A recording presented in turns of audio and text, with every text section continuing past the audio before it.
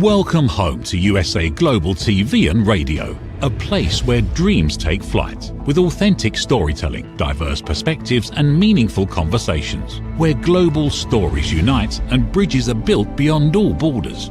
Discover world-class education, entertainment, hope and inspiration. Together, we're building bridges worldwide. Subscribe to our channel, USA Global TV. Download our app, USA Global TV. Be our guest or join our team. Visit usaglobaltv.com. Thanks to our founder and executive producer, Dr. Jacqueline Kerbeck. Music score by Yeffy Tang from Cloud Road Music. Voiceover artist Mike Porter. Creative direction by Paul Garcia. USA Global TV and Radio. Your home for global connection. All rights reserved. This video and its contents are the exclusive property of USA Global TV and Radio. Unauthorized use, duplication or redistribution in any form is strictly prohibited.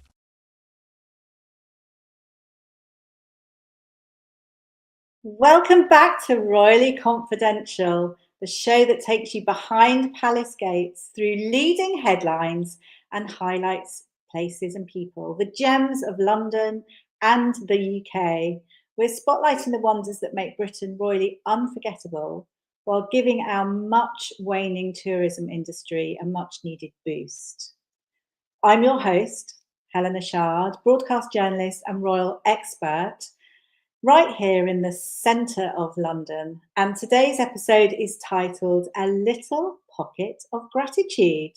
So cannot wait to share the cultural delights, charming quirks of London and bridge the UK and the US with a little sparkle. And I'm always so thrilled because joining me, as always, from across the pond is the kind, luminous, award-winning author, humanitarian and creative spark, and so much more, Diane Floyd-Bain. Diane!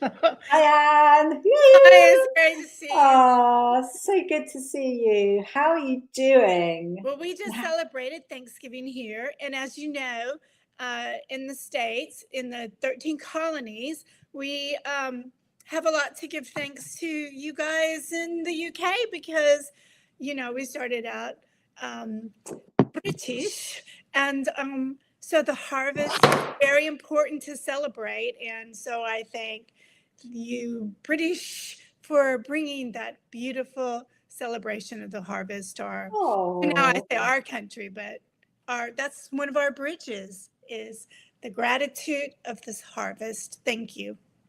Absolutely. I'm sure you've had a really lovely time. It's not been quite the same here in the UK, I have to say, but it's we can chat about that. But I just also wanted to say as well that we're thrilled that we're going to actually be chatting about you as well as life as an author and diving into your new published book, Beaver Sees the Town, later on in the show. So I'm excited about that. Thank you.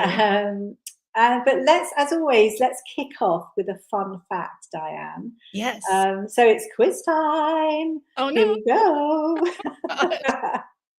So, okay, let's kick off with, which of these iconic museums is the biggest? So we have the British Museum in London, or the Metropolitan Museum of Art in New York.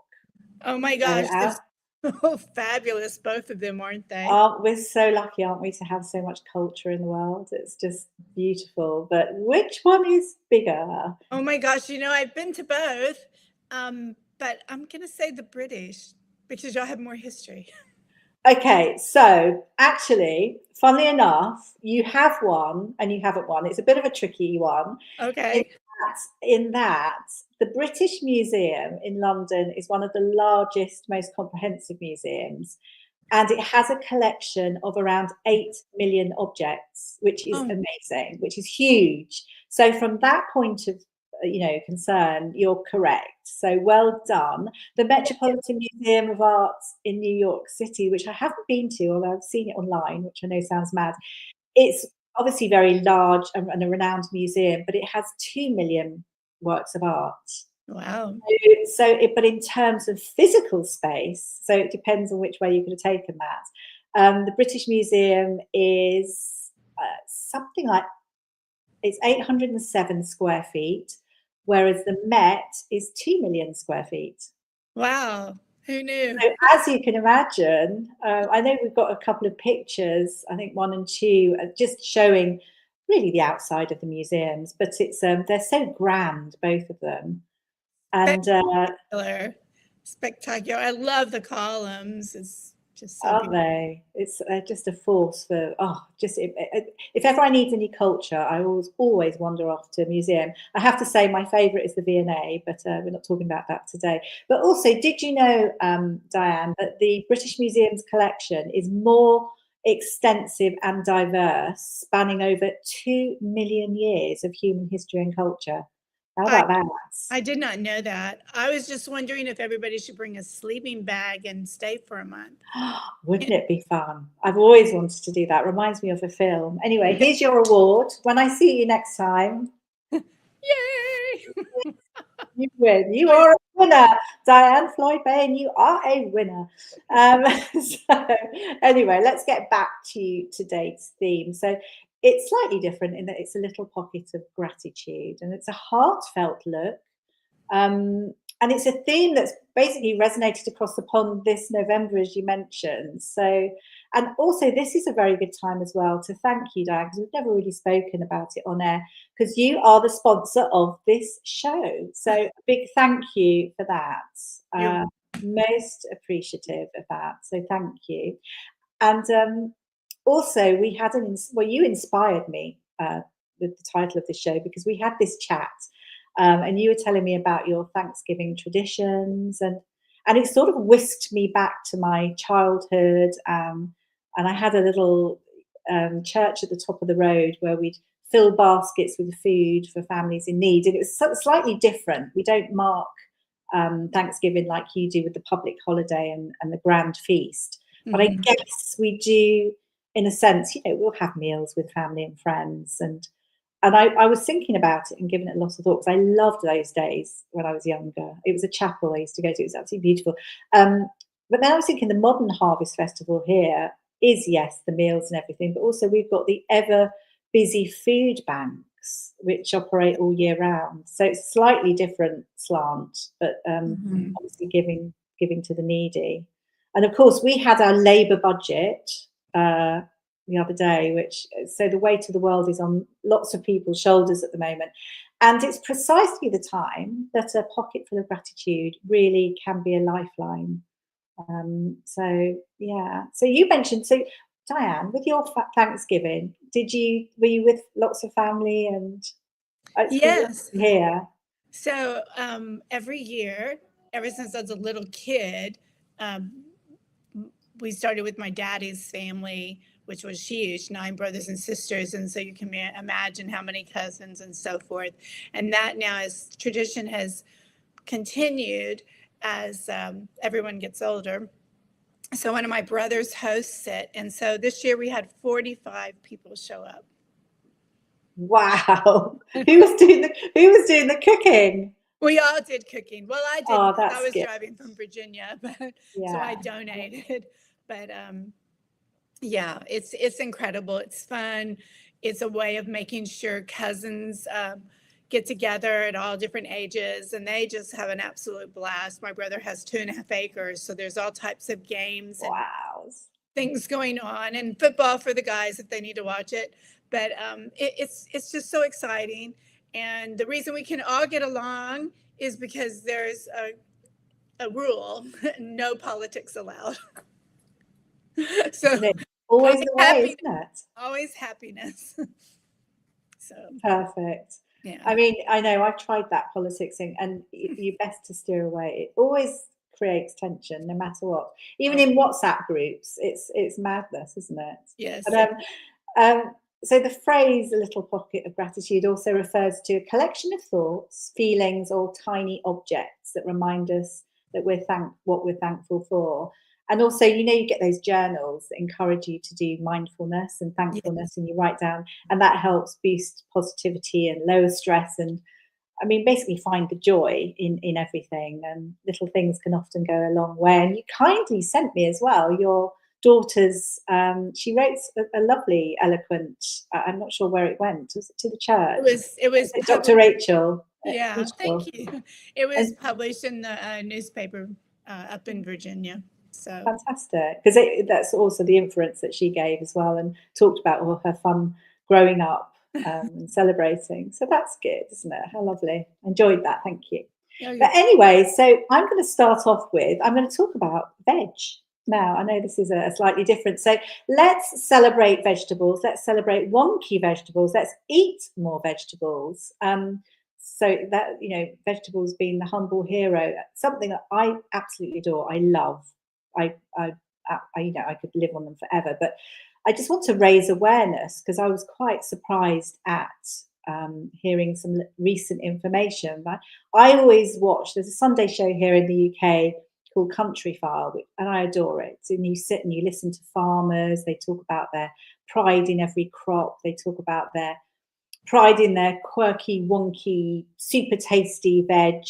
They sort of say, don't be fooled by these perfect supermarket ones that you see. These specimens may not be as nutritious. And, you know, you hear, and they give these wonderful like recipes, and just it's lovely to see, because you see all the wonderful nature and animals. And it's sort of a heartfelt thank you, I guess, to Earth and resources and the farmers who tend to the land. And it goes back actually even before Thanksgiving to, I think it's the 1600s, where people didn't actually feast. They fast, and they prayed, and they gave thanks to the weather, because obviously, I suppose, survival depended on it. Yes. But I find that fascinating. But also, did you know, going back to what I discovered, and I know, you know, when you hear these statistics, it's not necessarily just as is, but in this perspective, I was like, wow. So did you know that the British are eating far less vegetables than we did like 50 years ago?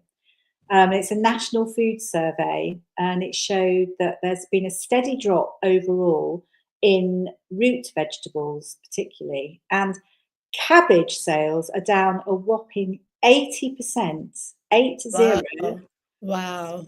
Sprouts, Brussels sprouts have plummeted by 87%. How can that be? Love them. And peas have fallen by 74%. I mean, peas and carrots. Hello. Exactly. So, I mean, not great for our growers as well, you know. And I mean, that I just find incredible. Veggies. I mean, let's not forget there will be other veg, I'm sure. But I think there's like fast food, and there's, you know, it's just not healthy. Right. I mean, there's sort of some kind of hope that we have Abel and Cole, the Odd Box. We have different companies where you can have like organic veg, seasonal veg, all different shapes and sizes and colours, delivered to your front door, which is lovely. And then you can just, it's seasonal, so you can just make your soups and various things. But how can it be? Because from a wellness point of view, we know it's so important to eat veg, and taking heed as well from the super healthy people living on this lovely Greek island. In fact, it's not the most beautiful Greek island, but it's amazing in the sense this goes back centuries, Ikaria, where the locals feast on mountains of veg and olive oil. And do you know what? They all live well past the age of 100. Wow. And they have very little cases of Alzheimer's and dementia. They literally, I mean, even like, you know, over the centuries, because cemeteries in Greece, that you always have the age it's pronounced on the coffins. What do you call the coffins? Oh, yeah, that's right. The tombs of stones, you know. Tombstones, So you look around and you think, gosh, you know, 130, 120, you know, and it's like years and years ago. And also not having it, I just think it's amazing. They actually call it the island where people forgot to die. I sort of laughed when I heard that, but it's something not quite right with that, I think, at the same time. But you know, I just think it's lovely. I know we've got a couple of photographs as well, which just to show Kalia, and as I said before we came on, I think I wanted to show those because I just want to go on holiday. Quite frankly, I want to see some sunshine. And it's so stunning. Sea. Yeah. It's and beautiful. The sea is gorgeous. it's crystal blue, like you can see all the way down. It's just, isn't it? I don't know. There's one it's called Seychelles. Funny enough, there's one that it's got white sand. Maybe that's the one you're looking at. And yes, yeah, absolutely stunning. I just want to be there. And now anyway, we have it looks like a shrimp boat, and it yes, the and island, that's pretty, isn't it? It's showing the typical little houses there. yeah. It's not the pretty. It is pretty. I mean, those photographs are stunning, but it's quite a terrain in a way as well, because I imagine that people are quite fit, sort of walking around and everything. But you know, there's nothing more grounding, Diane, than like picking fresh produce. And I've got family in Cyprus, and to be there walking on the land, strolling through olive groves, picking your own veg, and actually even eating it as you're wandering around is lovely. But then you can share it as well. You know, loads of colourful veg with loved ones. So what do we say? Choose wonky. We need to eat loads of veg, and it doesn't matter what shape it is. We need to be thankful, and it makes us live long. Hey, we've got to take heed from these people that live for such a long time. Are you a veggie? Are you a veg person? I'm Diane? sorry to say no, but somehow my kids to be veggies, but I'm trying to get better. But I'm so grateful for all the hardworking farmers that deliver. And my husband loves to cook, so he makes sure I get my veggies. Oh, that's good. And so I love them stir fried, which is probably not the healthiest, but I am getting my roughie in here. And I think what turned me off on vegetables was my mother was always, with 6 children and you're a working nurse, etc. She'd buy those soggy canned vegetables. And anyway, that was. I could see that's what did it. Probably if you hadn't had soggy canned vegetables, which are not the best, so those aren't. You would love them.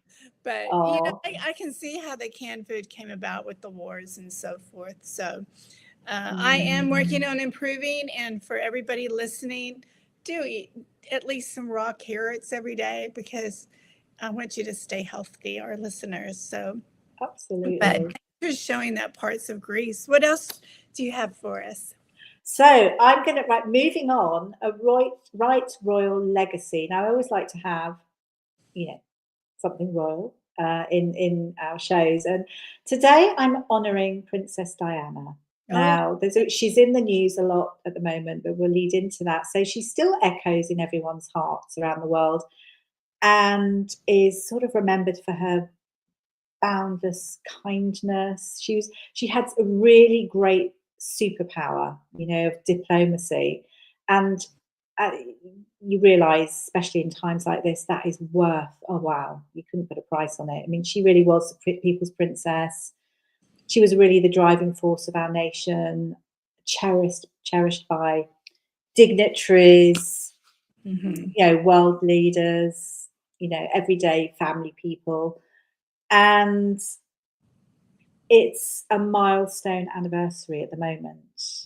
So did you know that this year marks 30 years since do you remember that Panorama interview? I don't know if you ever saw it, but it was with Martin Bashir and Princess Diana. So 30 years ago. Wow. Can you hear me, by the way? I'm hoping you can. Oh, yes, I can hear you. I'm just amazed that 30 years has passed. Isn't it incredible? So naughty Bashir, without saying too much, caused a lot of harm. And somebody who I know, Patrick Jeffson, used to be her private secretary. He went through so much heartache over everything that happened, because he absolutely loved, adored and supported her for years. And she had actually a very good circle of people around her that was duped by naughty Martin Bashir, and things are coming out more and more now. I mean, when I think about things, he worked for her for 8 years, and he wants to basically right the wrongs of that whole episode. And it's to do with also justice and paying justice forward. So he was awarded 110,000 in damages by the BBC. Because the reason why he had to leave was Diana was led to believe that he was doing underhand things. Anyway, true to his compassion with that money, he's actually given the entire sum to T. Hafan. Now, this is a Welsh children's hospice that Diana supported, and the last thing that he worked with her on. Wow. He's saying that money can't undo the hurt, but it's turned something bad into something that feels like a blessing. And he really wants to Beautiful. shine a light on how good she was, how great she would be for the country if she was still here. And that's the sad thing. Can you imagine if she was here, William, Harry, there wouldn't be all of this nonsense because mum would have sorted it out. Yep. You know only too well, Diane. Huh? Yes. Yeah, and I think so. Jefferson, along with Diana, this was towards the end, arranged this wonderful concert, and they invited Luciano Pavarotti, and they raised funds for Tihapan, the new building to be built, because she just started with the building, but tragically she died just before the venue was completed. But her dream of supporting vulnerable children lives on. I know that we have some lovely photos. Have they been shown? I don't know. We have, I think it's 5, 6, and 7. We have a few pictures. Yes, we saw. There was one of Princess Diana in her plaid red and check.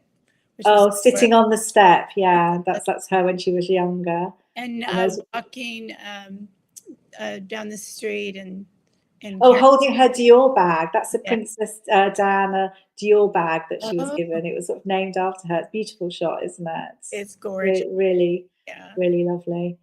And we have her at a it looks like a gala, and they're okay. So that's Diana at the ballet, and she's the London Ballet. She was actually a patron. She adored ballet. She was a very good. She performed ballet, and she always used to run into the opera house to watch performances, being patron and everything. She absolutely loved it. So that's her sort of thanking. I think a cast of people, which is it looked lovely. like.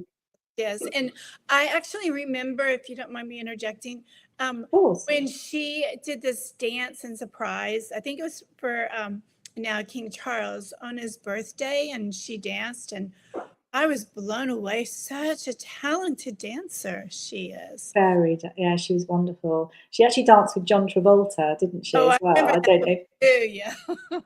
Really good. I think she actually made Charles jealous as well, because she always got the limelight, understandably. But there's a new book out called Andy Webb has written this new book, and it's called Diana Rama, and it's actually undercover. It's basically is talking about deceptive tactics that we used, but moving on from that, what Jefferson's trying to do is to try and show how great she was, and really shining a light on all the good that she did, because for charity as well, it was absolutely amazing. And Princess Catherine's now stepped into the patronage role, and obviously that's ensuring that that her compassion and charitable spirit sort of carries on, so perpetuating, I suppose, the best of Diana's legacy. So that's all good. So we remember Diana fondly. I'm sure you do as well. Oh, my stars, yes. She was a beautiful role model. I can remember I watched her wedding over and over and over again. And I literally cried when she was in the wreck. I was just praying she would survive. But I love how her legacy's living on. This is exciting news.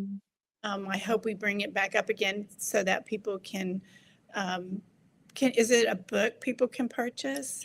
There's a book that's come out. I mean, it's almost a bit disturbing in a way, and I sort of talking, not disturbing, it's fact. People are trying to unravel what really happened, and there are some things that have been released which you just sort of think, and I feel so sorry more for William and Harry, the princes, because they wouldn't be at loggerheads, and it must have been so hard at their age as well. So that's really what I think about. So let's see what happens. And of course, she's got the Diana Awards and everything here in the UK.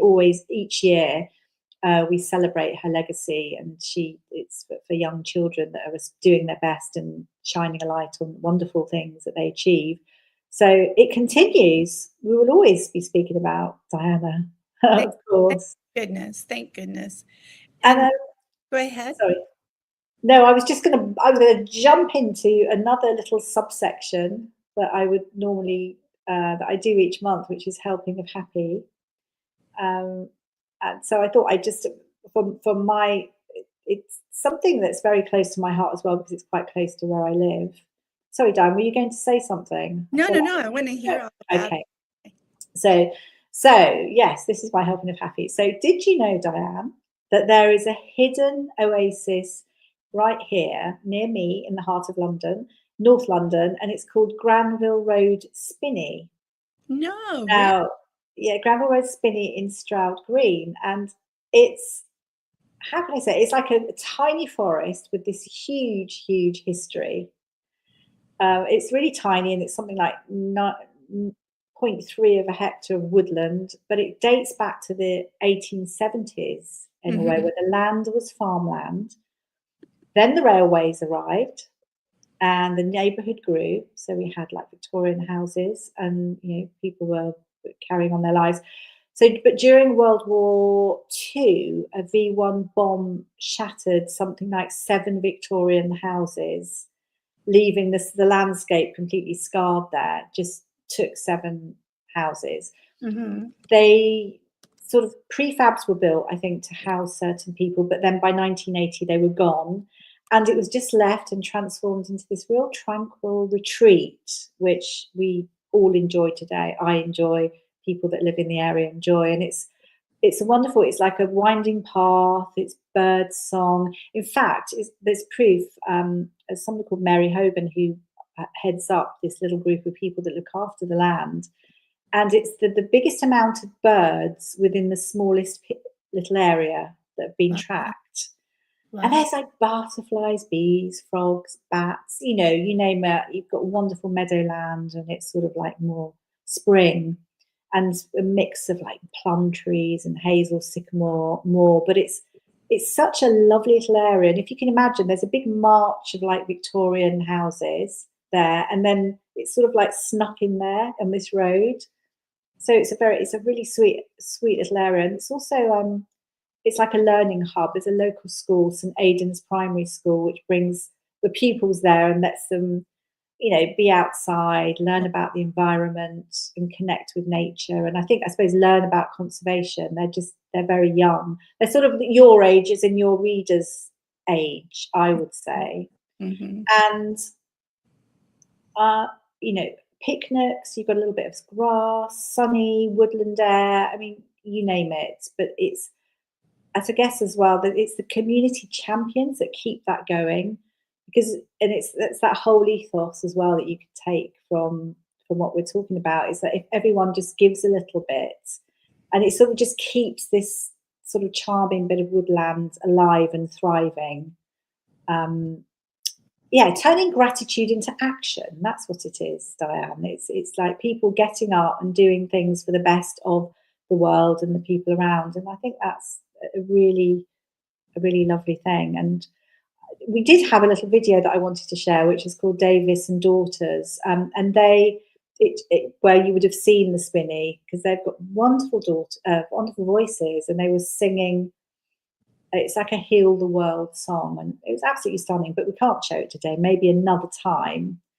But also within the Spinney, there are rabbits and hares and lots of little jumpy little loveliness running around. And I think this leads us on to Diane Floyd Bain, your lovely book. I mean, really up close and personal. It's lovely to be able to sort of talk to you, because you are a successful children's author. And it would just be interesting to talk to you about various things. But the book, I think, that we can promote today, because you are very talented and you have lots of books out, I have to say. But Boomer Sees the Town is, I think, your book that's recently come out. It's a new edition, and it's incredibly special.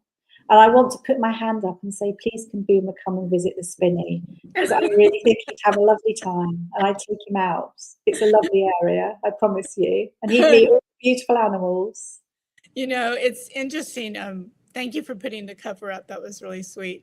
So Boomer actually came about because I was in the woods walking every day, and there was always this one rabbit who always seemed to show up at 5:30 in the morning, and hop around. And that's where the inspiration, or at least one of the inspirations, came about with the story. So when you were talking about your woods, I was just thinking about Boomer would love it there. And then you said that.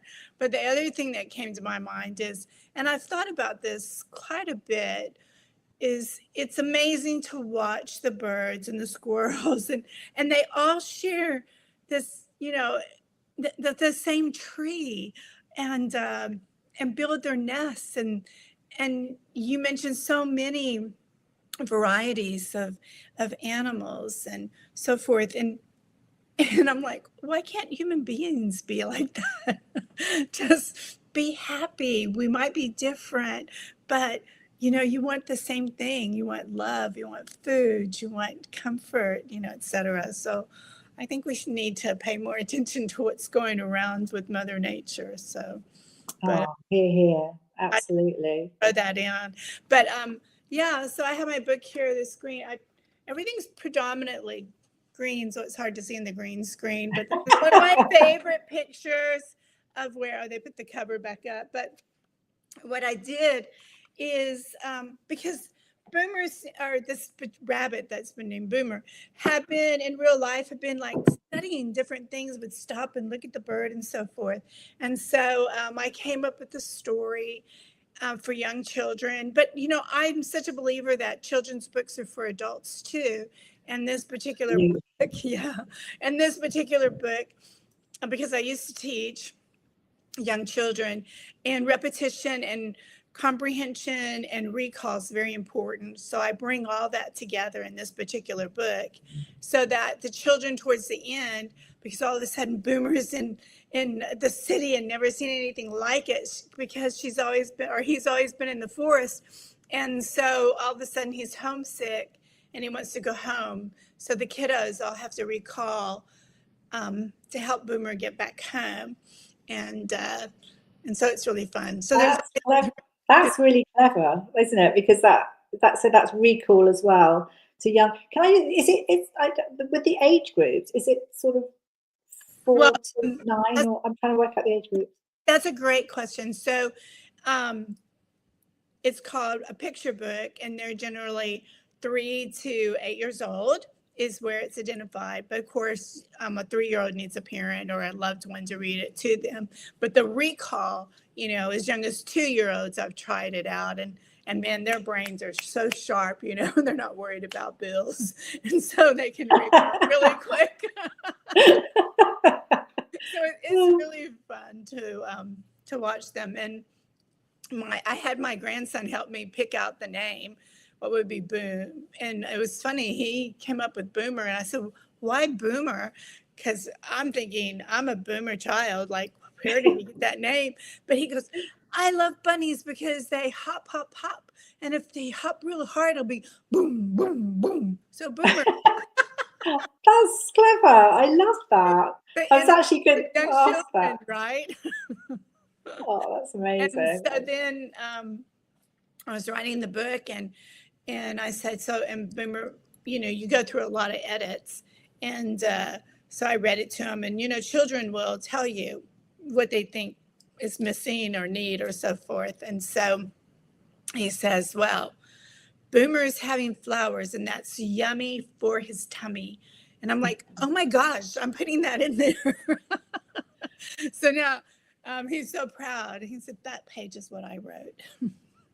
That's so lovely. See, children just are the best, aren't they, when it comes to this? And as you say, I'm absolutely a believer. I mean, I love any kind of books. I will read with, well, I just think maybe I'm just young at heart. That's not a bad thing, is it? It's just always wonderful. I mean, I was just thinking about all the books that I loved when I was little, and goodness, I mean, it's just really lovely. But I know that this book has got these amazing amazing imagery on it, very vibrant pictures. Diane, how did that all come about? Thank you so much. Well, in wrapping up about it, actually the story came out once before, but it wasn't taking off. And I realized, and it's a mistake a lot of us authors make, is the illustrations. What would have worked during my day as a young child doesn't work with kids today. So I needed to have it redone with bright, big eyes and lots of strong colors and so forth. And so that's how that came about. And the artist is just totally amazing. And he's from Indonesia. And I always have a hard time saying his name because it's an Indonesian name, but he did a great job. So it's Surya Ali Sadine. And so my hat's off to him. And he really understood where I was going with the magic of Boomer. And now Boomer has 5 more books, and 2 are being worked on now. And Plum Creek Publishing is publishing it, so you can find it on Amazon, and you can purchase it in any country that you want. And you can also order it from your local bookstore, because I'm a true believer in supporting the local bookstores. And with that, do you know what? It's time to go. So I'm going to let you wrap it up. About Is it really? I am. You know, I am absolutely. I was so excited. I was really looking forward. I was looking forward to hearing more about your book, and I am so shocked. I felt like I was here again. I want to know. I want to know that. And Thanksgiving, I'm just so grateful that our 2 countries share something together, and the love that we have for each other, and the connection that we have.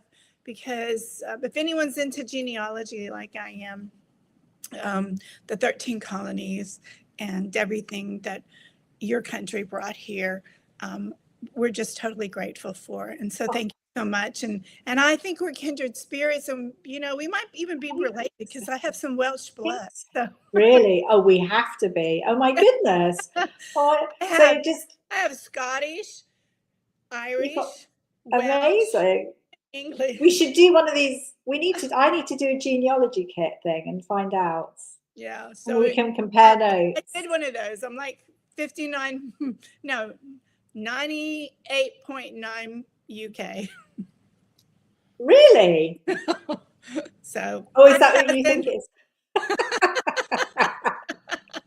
That's so funny. Okay, so it is the thought of the day. I mean, for me, I just think, family, friends, what can I say? You can't, it's, as they say, the best things in life are free, and family and friends absolutely are.